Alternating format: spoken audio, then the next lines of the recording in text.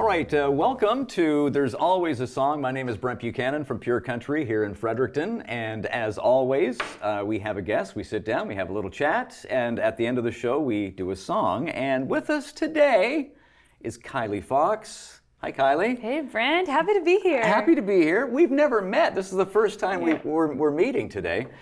It's great to meet you. You've been busy the last little while. Mm-hmm. I read your website, read your bio, and it says currently based in Fredericton. That sort of sounds to me like you're planning on moving or planning on maybe next week it could be someplace else. Currently in Fredericton, currently based in Fredericton. Are you from Fredericton? No, I think that's why I say I'm currently I'm currently based in Fredericton. I like that I'm seeming elusive. Yes. But as a matter of fact, I do have a home here in Fredericton on the north side. I'm from St. John. Okay. And I'm proud to be from St. John. Yeah, St. John's. But I'm also so happy to be living in Fredericton. We've got an awesome arts community, awesome music community.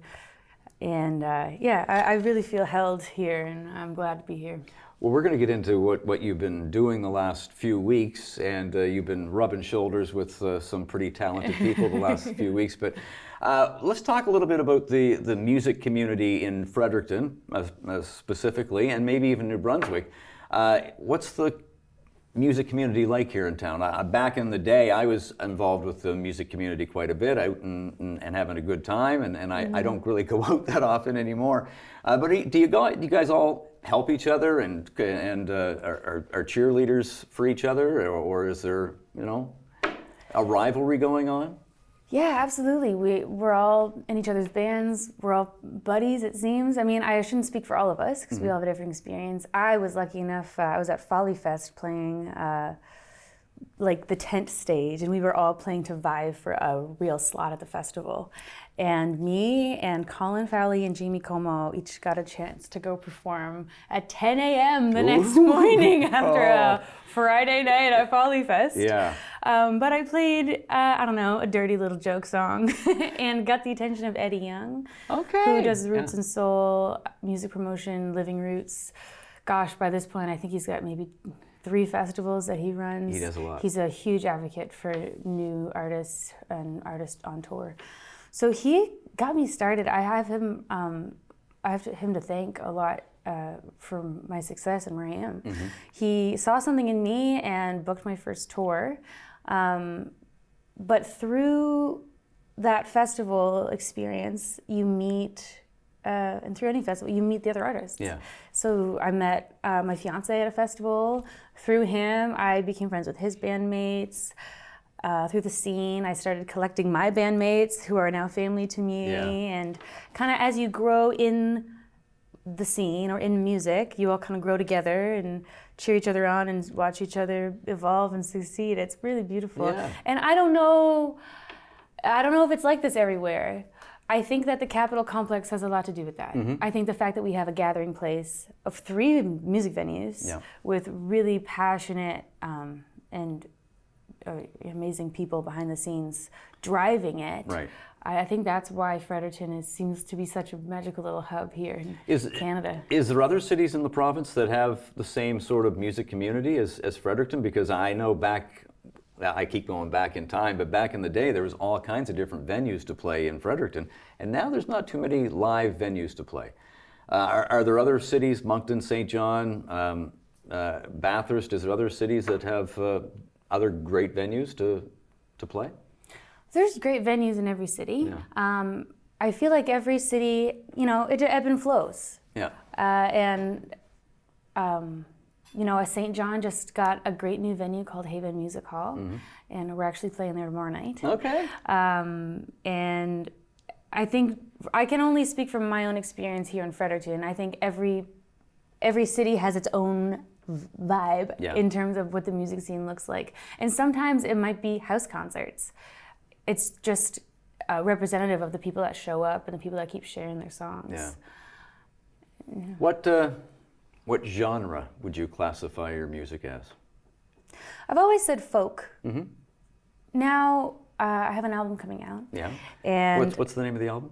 It's called Sequoia. Okay, and when's it going to be out? We're shooting this, by the way. We're recording this episode in mid-April, so it might be out by the time this airs. But what date are you looking at for release date? September. Oh, good. Okay. So on this album, I've got kind of some indie rock flavor. I've got a little bit of like jazz pop flair. Okay.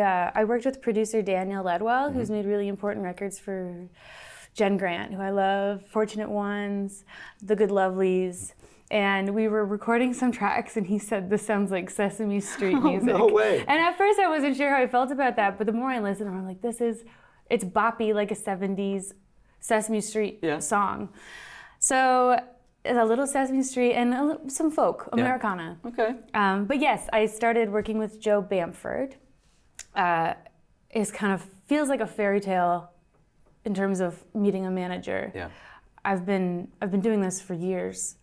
And you always think that someday you're going to meet someone who's going to kind of help you get from to the next place. Exactly, yeah. And he saw us play in Moncton during Music New Brunswick Week in October. Saw something in me, and we started talking, and so we've teamed up. So he's going to help drive this record and get some things started. Was he the driving force behind getting you on with Matt Minglewood? Absolutely, he was. Let's talk about Matt Minglewood. Now, how many shows did you do with Matt? We did 2. 2 shows with Matt Minglewood. Yeah. Matt Minglewood's a legend. He's a legend. Not just in the East Coast music, but in Canadian music. He's a legend. What was it like to first of all open shows for Matt, and secondly probably to hang out and chit chat a little bit with Matt? And did you get any advice from Matt? I got a couple fist pumps. Yeah, which I took to heart. Yeah. I covered one of his songs earlier in the week, and so I was signing some posters in the green room. And suddenly someone comes up next to me and touches my arm and says, "Sign that, Kylie Fox, Me and the Boys." And I look up and it was him. And he had approached me and complimented me on the cover I did. And it's just like he radiates goodness. Like so sweet. That's like such a class act. Yeah. So warm and welcoming. You wouldn't know that you're in the presence of such esteemed East Coast like legend. And then watching the crowds receive his work. First of all, it was like the Matt Minglewood Eras Tour, because every song is like this album, this was from the album from 1981. And the audience knew all the songs. Yeah. And watching him tell those stories and take that time and take that space was just like watching a master at work. And he introduced you to a new audience too. Yeah, which was super. He sold out the casino, so it was nice to mooch off his crowd. Yes, exactly. Yeah. But you're going to have new fans following you, most likely now too. Yeah, exactly. Yeah. I get to meet Matt, a number of times I met Matt, but the last time I seen him was at the Nashwauk Music Fest, and we were backstage talking, and he says, "Yeah, I got to go play hockey next week." And I said, "Matt, you're playing hockey?" Like he must have been I think 77. 77. Yeah, so he must have been knocking on the door to 70. And still playing hockey, so that's a Canadian. Good Canadian boy. A good Canadian boy right there. Now tell us, you're on tour right now with some songwriters, the East Coast Songwriting Tour. Yeah, the East Coast Songwriter Tour. So it was Logan Richard of PEI who had the idea and reached out to all of us. So there's one act from each of the Atlantic provinces. Yeah. So I'm doing New Brunswick. Yes. And then Logan's PEI, and then Daniel James McFadden is representing Nova Scotia, and then Quote the Raven came down from Newfoundland. Wow. And we had our first show last night in Florenceville, and it was a riot. The stories were awesome, the jokes were great, we had a great audience, and we did something cool, also Logan's idea. We wrote a new song with the same title. See, I was going to ask you, hanging out with these songwriters for what, in the next 2 or 3 weeks you'll be hanging out with each other. Are you going to do any collaborations? So tell us about the song that you wrote. Well, Logan is our fearless leader. So we're like, Logan, come up with the title. Okay. And we'll write the song. Right. So we're on a Facebook Messenger chat. And he said, if anyone has any ideas for titles, let me know. And Daniel wrote, It Can Only Be You. saying it can only be you to come up with the title. But then we were all, that's what Logan chose. So It Can Only Be You is our title. And last night was really special because we got to hear everyone's song for the first time live on stage. Yeah. And how they're all so different, also good. And we're excited to play them again tonight. Do you change the songs up every night? Oh yeah. For ourselves and for each other, and you do want to bring your strongest songs forward because you are playing to new crowds every night. But I'm playing all different songs tonight. Is Logan pretty much the mediator and ask you about the song and ask you about where you wrote the song and how you wrote the song, and or is it just? He was last night. Yeah. He's a good host. Yeah. I'm hosting tonight are because you? I'm currently based in Fredericton, New Brunswick. Yeah. And I might host tomorrow too because I'm from St. John. Mm-hmm. But we also, once it's our turn, we tell a little story behind the song, Yeah. and then we sing it. And then there's a round of songs we wish we wrote. So I'll sing a Joni Mitchell song. Oh, and, nice. The Newfoundlanders, they're a duo. They just sing beautiful harmonies, and they have the best stories. They have been road warriors for a long time, and they've got some fun tour stories to share. There's nothing better than hearing the story behind the songs. Like you hear the songs on a regular basis, especially with being in radio. You hear the songs all the time, but it's always a treat for me and also the fans to hear exactly where that song came from and where you were and what you were doing when you wrote the song and how you came up with the song. Yeah, it's actually a bit manipulating, I think, to bring the audience in, and then they're kind of looking like I spy into your song. They listen a little better if you introduce the song with a story. And songwriter circles are great, not only for artists because we get to spend so much time in a car together, getting to know each other in on a deeper level than crossing paths at a music conference. Yeah. The audience gets a taste of 4 different acts. So we all have different strengths, we all have different styles. The audience comes and hears 5 songs from each person, and it's like a little taste test. Yeah.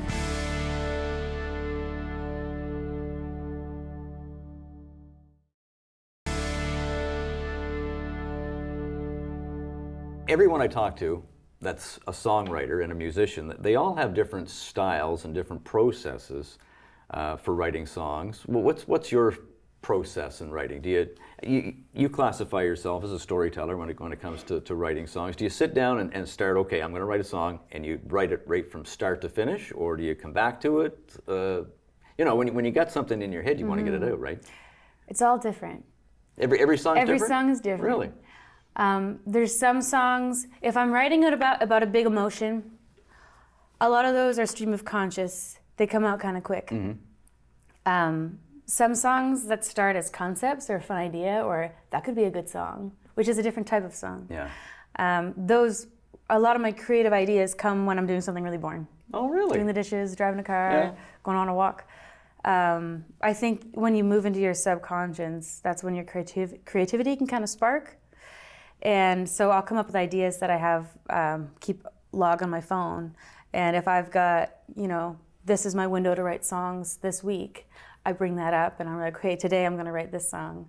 And sometimes I'll just do a big brain, I'll just get everything out onto a page, a lot of different ideas, and then I'll start constructing a song. Do you have a set time every week that you do this, or is it just whenever the mood hits you? I love routine, but I have struggled to hang on to a routine. It's hard to be a musician, a traveling musician, and be on routine. Yeah, it is, absolutely. I got the Arts and B creation grant to write this album, and I got into a routine that I was able to hold on to because I was supported. Right. Nothing's more validating than the Arts and B giving you money so you can relax, take time, and work on your craft and write your album. Yeah. And I would get up every morning and I would write. I write best in the morning. I'm most creative then. Everything's fresh. There's no distraction. There's no time crunch. And often it's also before my coffee hits. Yeah. If I get a little antsy, I have to move my body a little bit more. Whereas before I drink my coffee, I can kind of take things slow. Okay. So I would do it in the morning, and then I would exercise and tra-la-la, go on with my day. But Before we went on the air, you said that you are working on or have done a country song. Yeah, I recently wrote a country song, and I think the way that I have crafted songs in the past and the storytelling lens to country music and Americana music, and I pumped this song out quickly. I wrote it in the car. Oh, By really? the time I got home, I was like, "Give me my guitar. I gotta write this one out." Wow. And it's just a story about a woman who gets involved with a married man, and it's called the Only Woman You Need, and it's just really hooky, and I'm excited about it. I have said. Is it going to go in the next album, or is the album all done? Sequoia is done. It's mastered. It's ready to go. The first single comes out in July. Right. No, June. June. June 21st. Brandy Baby. So is I actually haven't announced that yet. You are now. Yeah. Is it different writing a country song compared to writing a folk song? I would think it's probably the same, or is it just all depends on what music you add to it? It's all coming from the same place. Yeah. It's dependent on the chords and the chord progressions I'm choosing. Music is impulsive. I like to go with my first instinct. I find that that's probably what came out of my subconscious first for a reason. The editing process is fun too. I've been working with a group in Fredericton called the Spirit Project. Are you familiar with I'm them? not familiar with that. So it's a collaboration with L'Arche, which is it's a program for adults with intellectual disabilities. To have programming and get into the workplace and work together. That's from what I understand. And they've partnered with Solo Chicken Theater Company here in Fredericton to make this program called the Spirit Project. And I've come in as the musician in residence. Nice. And we are writing a musical. Really? Yeah. Wow. So far in the musical, I have a musical theater background. So we have an opening number. We have a country song for the princesses. So it's another country song that I've written this week. Yeah. You're going country. And then what was the other song? Oh, I wrote a sea shanty. No. We've got a group of cowardly pirates who are hungry, and so I wrote them a sea shanty. So, I think genres are important, but are less important. Like, I think you're limiting yourself if you stick to a genre. Yeah. All different genres are puzzles, songs are puzzles, and there's fun aspects of each that you can use when I think you're every writing. genre, there's a branch that goes off to another genre. And Yeah. so it's just, yeah. Look at Beyonce. Beyonce's into country music now.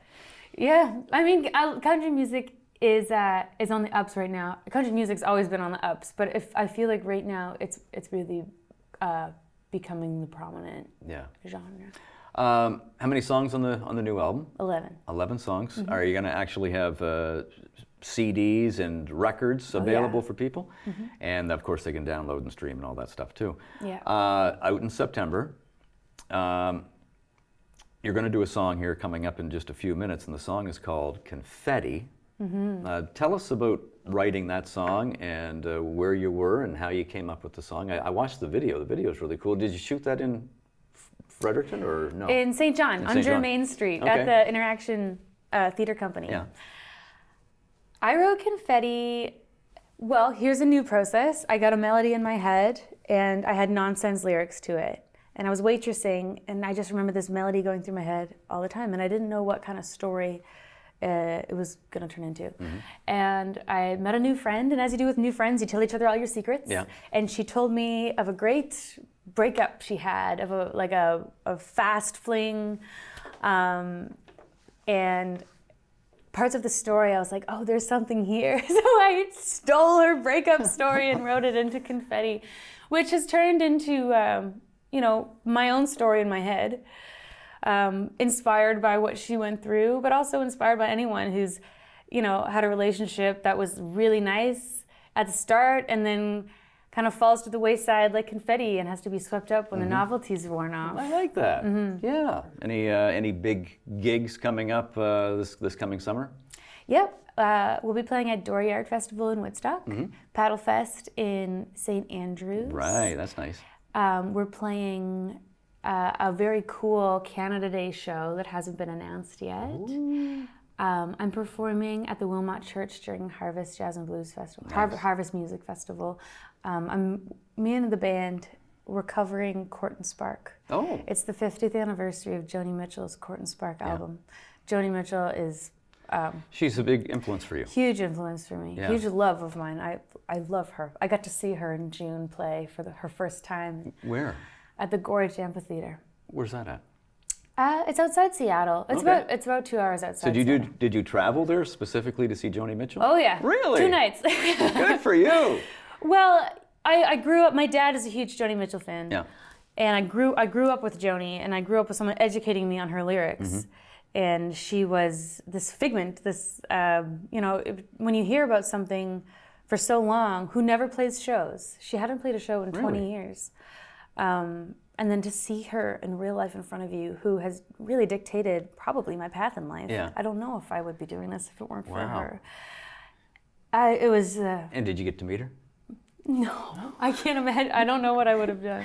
That's my God. If Joni- anyone out there is Jo- watching has any connections. Any connections to Joni Mitchell, please let us know. Well, you're not going to be disappointed because Kylie Fox is going to perform for us right after this. You're going to do Confetti, right? All right.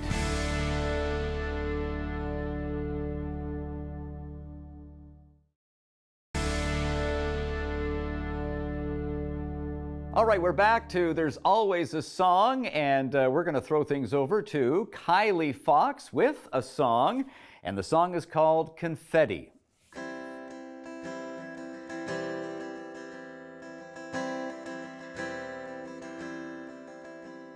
You calling I'm new to Toronto again. We just saw your band and we're leaning against the fridge. I swear there was confetti falling around us in slow motion. You ride and I'm back in the van as your muse, getting matching tattoos. And it all seemed profound till you thought there might be more glitter without me on your sleeve. So quit getting to me. There is no alternate universe for us, babe. I'm not your Scorpio and you're not my twin flame. So don't waste my time with elegies of you and me. I was there too, I remember it clearly. The rose and the rust and the end of the story. I sold your guitar and blinked out of my sleep. A legacy's lost in some cross-faded dream. I still smoke Belmonts, but not 'cause they taste like back when. I'm addicted to them. Your letters aren't songs, you're rambling again. A flame isn't fade, and my mom's not your friend. Give your 8-ball a shake when your wife is awake, brooding like a fire escape. There is no alternate universe for us, babe. I'm not your Scorpio and you're not my twin flame. So don't waste my time with elegies of you and me. I was there too, I remember it clearly. The rose and the rust and the end of the story.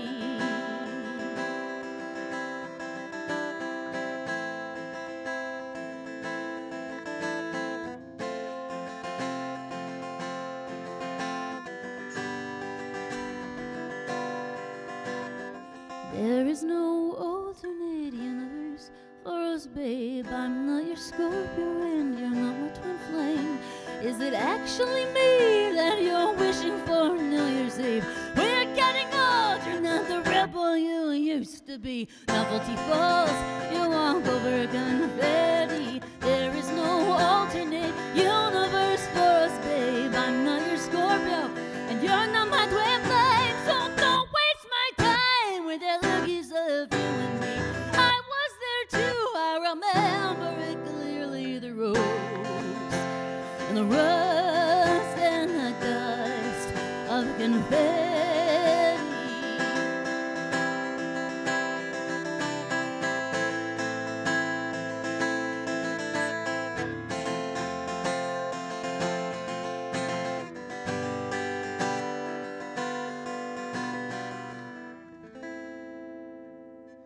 All right, thank you very much. Kylie Fox in the studio with us, and Confetti.